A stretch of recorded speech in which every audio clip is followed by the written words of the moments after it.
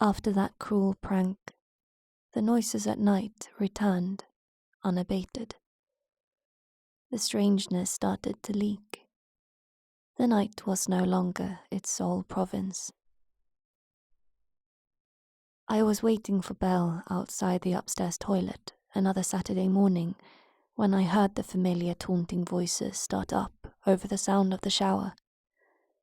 A chorus of children's voices, saying something with a strange cadence, a chant almost. Stay, they seemed to say. Stay, stay, stay. They were in there. There was no way for them to escape. I found the door unlocked. I turned the knob, braced my legs and threw the door open, and found nothing. Hot water still gushed from the showerhead. Steam billowed out into the cooler air of the corridor. No one was there. I'd seen her go in. I would have wagered my life on it. And yet, she was gone. The giggling started again, coming down the corridor, mocking. Her room. I bolted down the corridor. I found her there, a towel wrapped around her bare body, staring at me with cold mirth from her bed. Her dripping hair had left a trail of water on the wooden floor, a trail which led to the wall with the painted door. I felt her eyes trailing me as I left the room. I shut the shower off, looking for how my daughter and the voices had escaped the tiny toilet. It took a minute, like the picture with the young lady that turned into a crone. The answer was right there in front of me. Sketched out between the tiles in front of me, in bold strokes of dark mildew, was the vague outline of a door. It was another sleepless night. I thought long and hard about trying to explain everything to Sylvia. It sounded crazy. There were doors in the walls, doors that our daughter had walked through, doors that let something strange into our house, something that wanted her to stay. The thought lingered in the back of my head like a suppurative scab, itchy and red and raw. Sleep would not come easy. I was contemplating a little chemical assistance to aid me along the way when I grew aware of a soft sliding sound. Movement caught my eye. I saw a slim figure slowly shuffle by the door to our bedroom. Belle? I called out to her softly. She didn't break step. And what a step it was. A stiff-armed and stiff-legged march down the corridor, her feet scraping over the wooden floor. Belle, I called out, a little louder. There was no response. I got out of bed and tiptoed to the door. The door to the toilet clicked shut, softly. I followed. The lights revealed an empty corridor. The toilet door yielded with a squeak of complaint. The silence was thick and cloying. It seemed that no sound would carry through the air. The light clicked to life in the toilet. Shadows leapt and danced with its first few flickers. The shower curtain swayed. The draught I had let in when I opened the door, I told myself. It did not help. I chided myself for my childish fears, but the flutter in my gut remained. I yanked the curtain aside roughly, my other hand balled into a fist to protect myself. From what? My daughter. Nothing awaited me on the other side of the curtain. Nothing but that strange outline of a door etched into the tiles. I heaved a sigh of relief. Perhaps the lack of sleep was getting to me, my fears spilling over into waking dreams. The calm was short-lived. I heard another door slam shut, downstairs.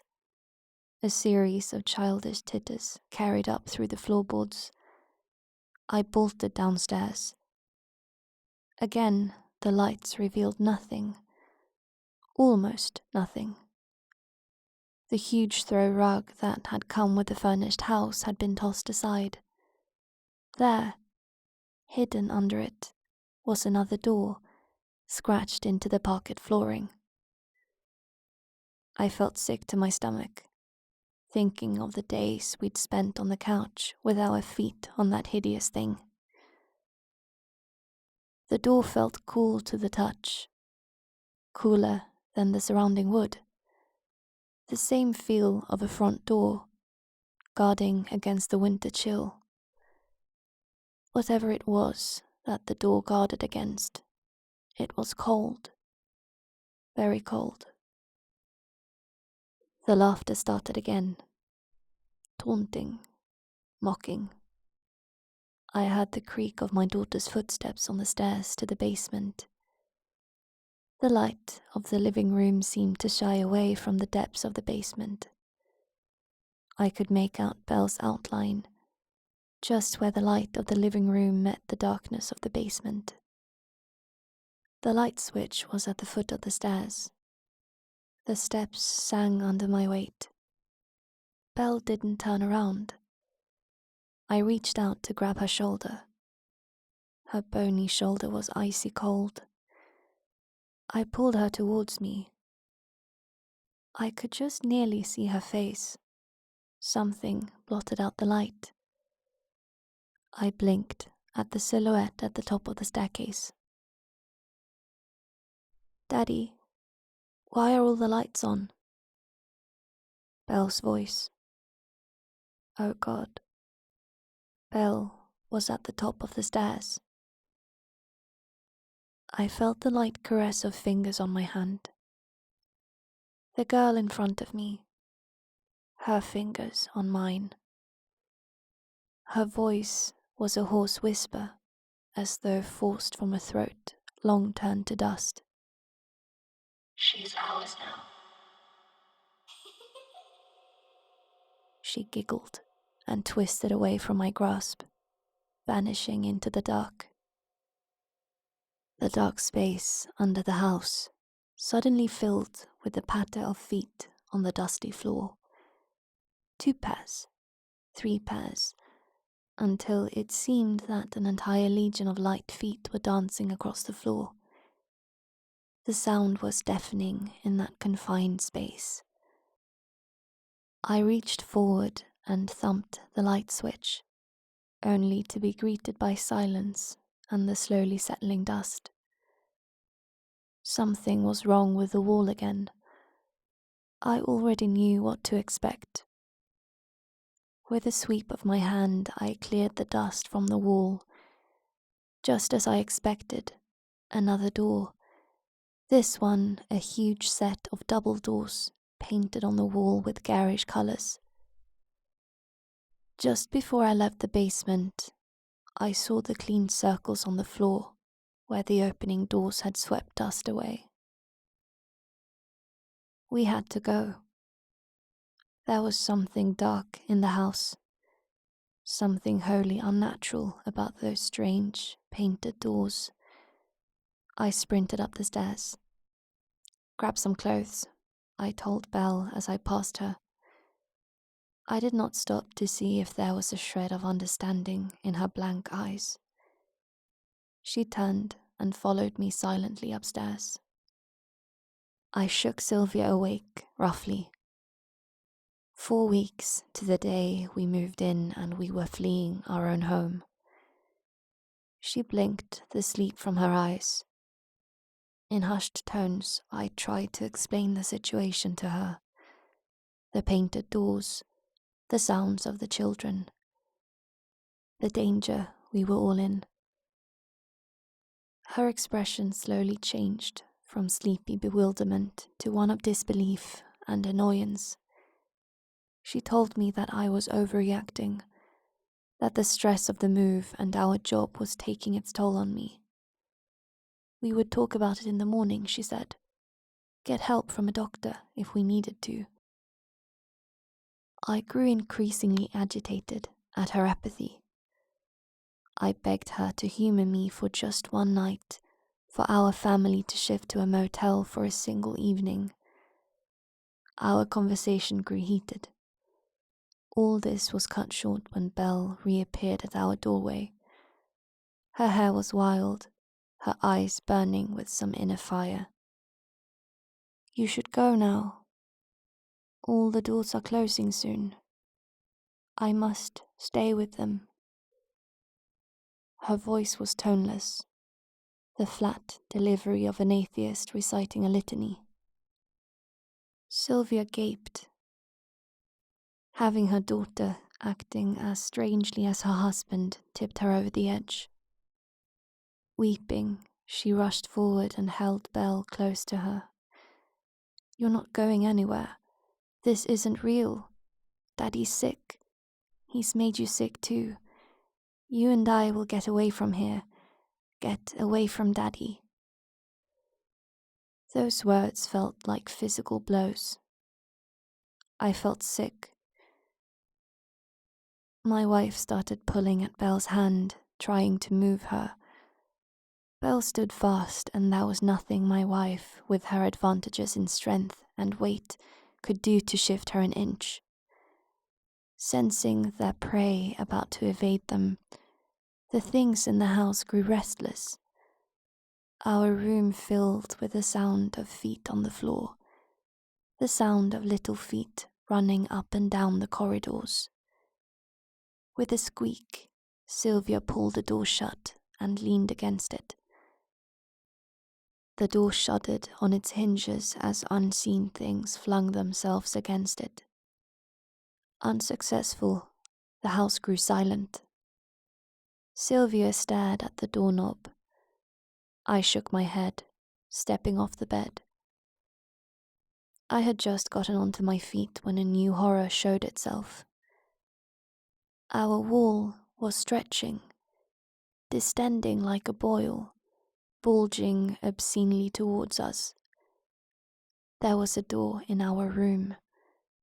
Under the wallpaper. It had been there all along.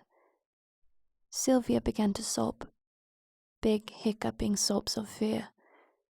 We heard the tearing sound of the glue ripping off the walls. The blister on the wall took shape. I saw the hard edge of the door pressing, straining against the wallpaper. And behind that, the sharp points of fingers pressing against outwards. Many, many pairs of hands. And then, a rip. A pale finger burst through the thick wallpaper. It hooked downwards and began to tear at the fabric. Sylvia and I were transfixed by the sight, paralyzed by fear. Sylvia screamed as Belle tore herself free from her mother's grasp.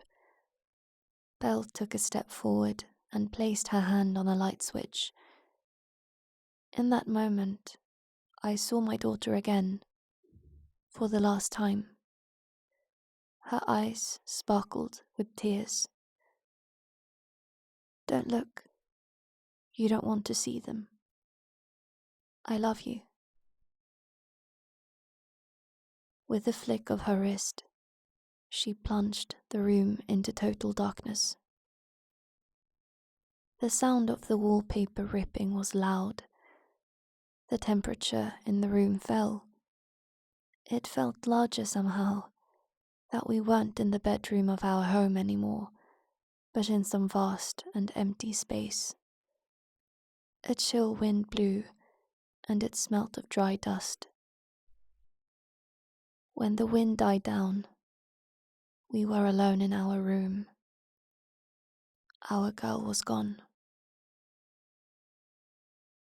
What is there left to say after that? We did what we could. We moved into a motel. The police came. They looked for prints. They asked questions. They took pictures. They broke down the walls behind the doors with their hammers. Nothing. The detectives came. They asked more questions, hard questions sometimes. They took me away for a while. The doctors came. They cajoled and counseled. They asked me about my parents, about my family, if I had ever hurt my daughter. The doctors found nothing wrong with me. The cops found nothing in my house. The detectives found nothing false in our story. They let me go. Sylvia and I stayed with her parents for a month. Belle's disappearance ripped a hole in our lives. We tried. Some things just don't heal right. Others don't heal at all. Things weren't the same. The split was amicable. We just drifted. No arguments, no fights. Just a slow death of the love that had once bound us. And what then? I came back here. There was nowhere else I could go. The first night was the hardest. The bedroom was out of the question. I spent the first night on the couch, hugging a bottle of Jack. It was midnight when the laughter woke me. They were still there in the house. Through the tinkling of the laughter, I could pick out just a single voice. A father never forgets the voice of his child. The doors were gone, but they were still there. She was still there. I'll stop here for the night. I can hear her again. She sounds happy.